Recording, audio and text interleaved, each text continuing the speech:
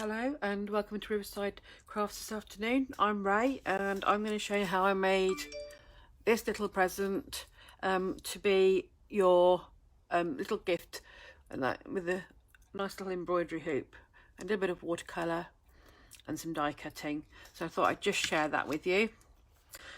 Right, start off a little bit of watercolouring. Now I did this very loosely and very quickly, so I'll just show you what I mean by loose and quick. Because it really is a very quick one. I'm using a little bit of dried marigold, a little bit of aged mahogany and some gathered twigs to start with. Okay, so I'm just going to give my brush a dry off. I need a little bit of a tissue so I don't get too much water on everything. Just take the extra off. And I'm going to do the ears. This little mouse is from Pink Ink Designs. We have a range of them in the shop at the moment. They're little tiny ones, and they're so cute. They really are. They are very cute. So you can do quite a lot with them. A little bit of the aged mahogany in to make it be a little bit of pinkness on the edges. There we go. I'll do that one as well when that's done.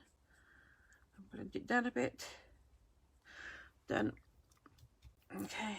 Pick up some more of my aged mahogany marigold and put it in the front here for the nose.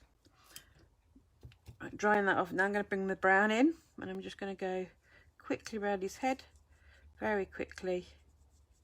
Drop it into a little bit of marigold and just blend them off together. Okay. So you can see it is just do very quickly colouring him in. I'm not spending lots and lots of time on him.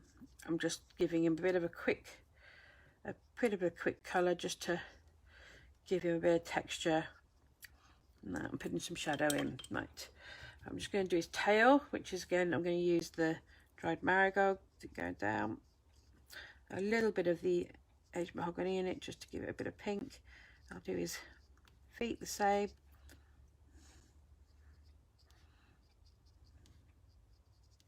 Right, so now when I do the wings, the mushroom, I've used candied coral and ripe persimmon this time. Last time I used violet and pink and a pink one, but I thought I'd just sort of give you a variation of colour, just because it's nice sometimes to know that you can do different colourways and you don't have to do exactly the same. So I'm just going to put that up there. Now I'm going to not worry about my little white bits today because I'm doing it very quickly, so I'm not worrying about the white for the minute. I'm just putting everything on, and I'll go back in and I'll show you what I do in a bit, how I will get the white to do what I want it to do when it's dried. And that's, so just literally going to, mushrooms look really good done in the two colours and blended the two colours together. It gives you a sense of more of it being a little bit more naturally that sort of colour. So I'm just going to be a bit more red in. Need a bit more red on there.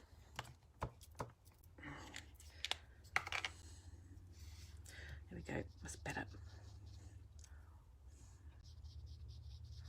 So really I'm just sort of doing it quite quickly and loosely.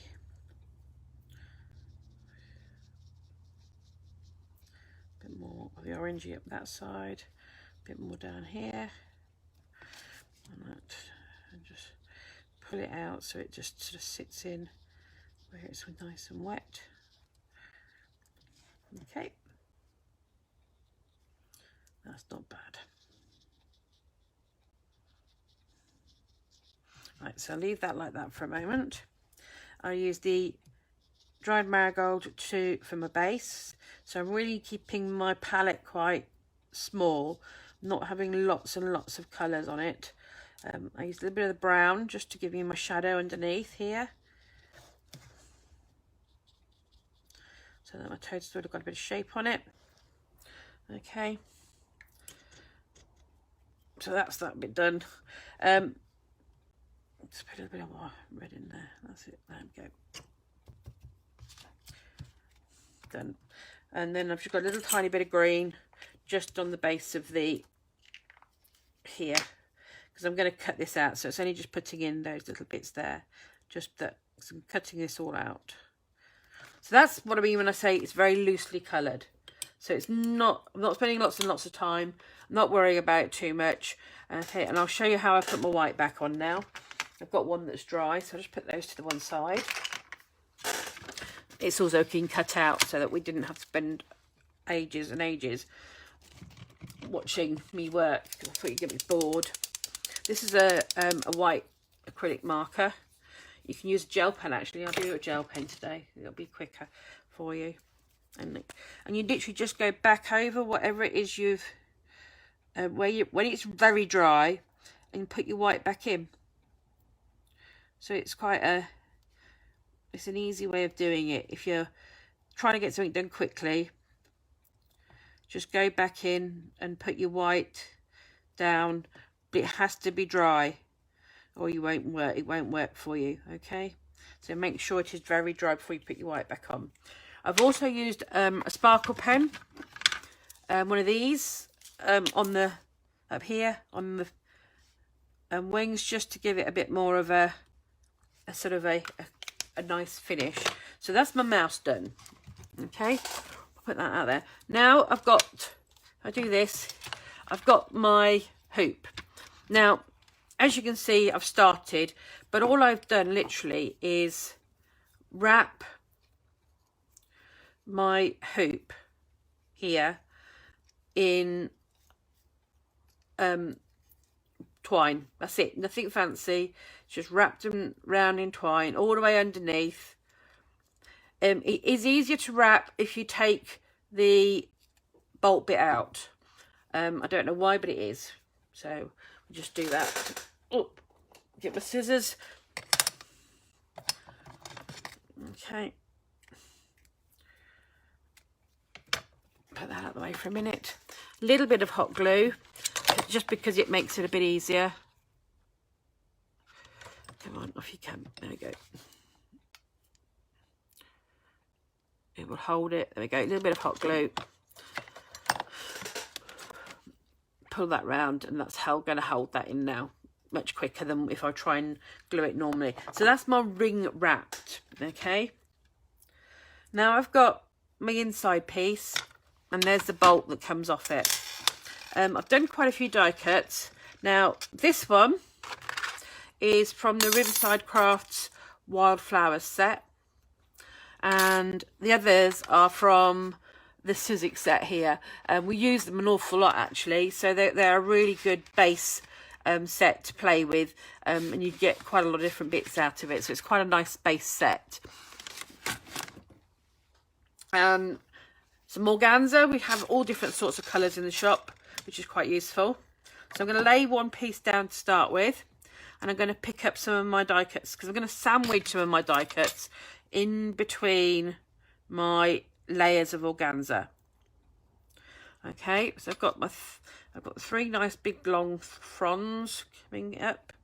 I've got what we've got here. Let's get all the different ones out. So that's a different green, so I'll put that one in the middle because that'll show through nicely. Just put them in. They will move, doesn't matter what you do with them, they're going to move, but it's not a problem because you're just going to tie them in a minute anyway. So there's another one. So that's what I put in the middle here. I just put a couple of bits in just to give it a bit of colour. So there's a few bits gone in there just to give me a sense of texture. I'm going to put my other piece of organza over to trap them. I'm going to put my hoop down and hold it in place. Okay, now to keep it in place, obviously I'm going to have to put my bolt in to tighten it all up. And that just goes back in and you just screw it in. So it's quite simple. It's not too difficult at all. You can just tighten this up as much as you want then.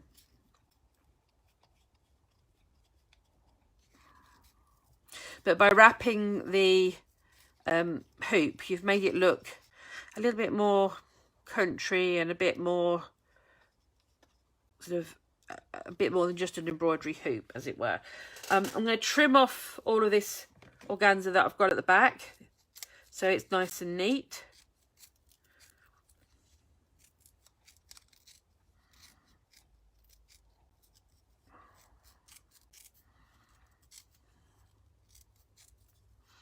Hope you've all had a nice day and started to get all your Christmas stuff sorted.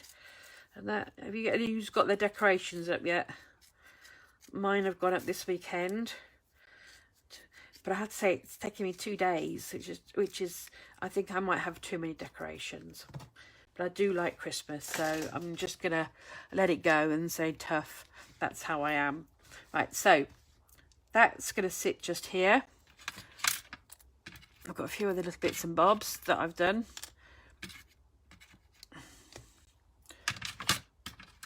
I've got some charms. Right, Riverside Crafts, and our sister company, Riverside Beads, we do some beautiful charms. And they're really nice to use on this sort of project. So I've got a little acorn and a leaf to use. I've got a wooden toadstool from, we normally have lots of different wooden bits in. That's the toadstool that I've made up from the Sizzix set to go with this. There's the acorn I've made up. I've made a little flower out of it this time, and I've got some leaves. So these are all going to be arranged somehow or other, depending on how I'm feeling, along the top here. All right, so I'm just going to get my glue gun and start putting these on. I'm going to shape them as well, just so that the paper ones, because they just give it a bit more interest when we're doing it. So I'm just going to get my glue gun. We have these in normally as well. The reason I'm using a glue gun is because I've found that my normal glue that I love takes a little bit of too long to dry on the organza, and the heat gun is a lot quicker, so it gives me it's a lot easier for me to do things with it. Right, so there's one bit, but I do have to remember to be careful and not put too much glue on, because I'm very good at over gluing when I have my heat gun out. So we dandelion on, or the flower rather. It's not really a dandelion, is it? It's just a pretty flower.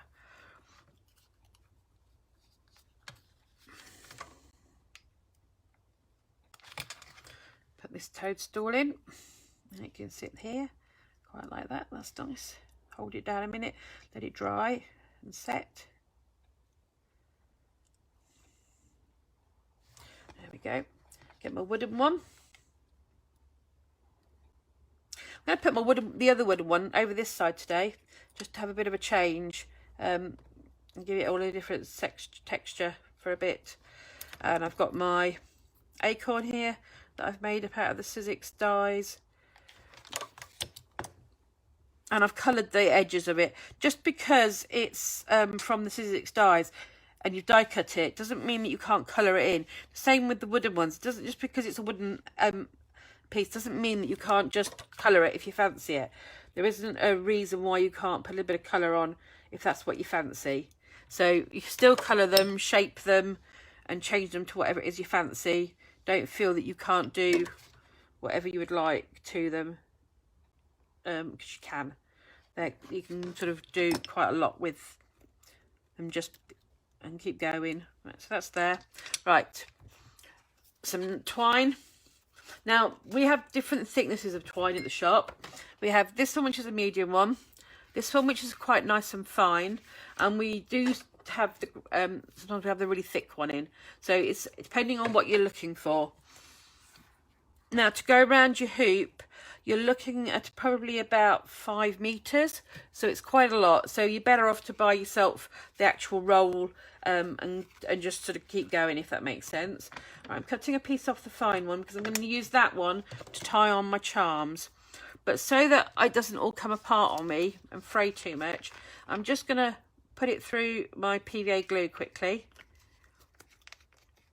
and just twiddle a bit of glue into the end so that it tightens it up and makes me like a needle that won't fray so much when I go to tie things on.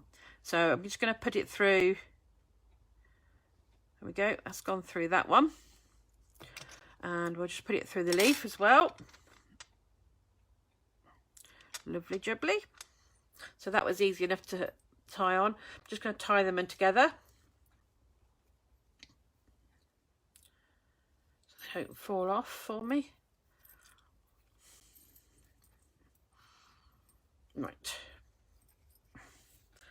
Now I'm going to have both pieces of the wider one and this thin one together.